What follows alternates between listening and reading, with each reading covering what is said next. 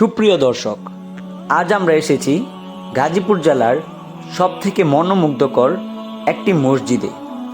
এই মসজিদ শুধু গাজীপুরের সবচেয়ে বড় মসজিদই নয়, সবথেকে বৃহৎ এবং সবথেকে সুন্দর একটি মসজিদ হিসেবে পরিচিত। সাদা পাথরের জকজকে দেয়াল, বিস্তৃত উঠান আর আলোকিত গম্বুজ সব মিলিয়ে যেন এক অপার সৌন্দর্য। প্রতিদিন শত শত মুসল্লি এখানে নামাজ আদায় করতে আসেন।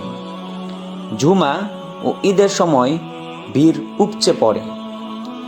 শুধু ধর্মীয় স্থানই নয়, এটি হয়ে উঠেছে এলাকার মানুষের গর্বের প্রতীক।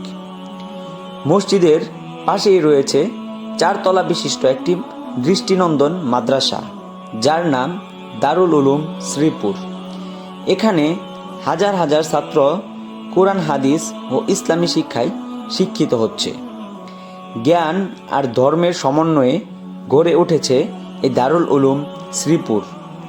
এখানকার শিক্ষার্থীরা একদিন হবে সমাজের আলো।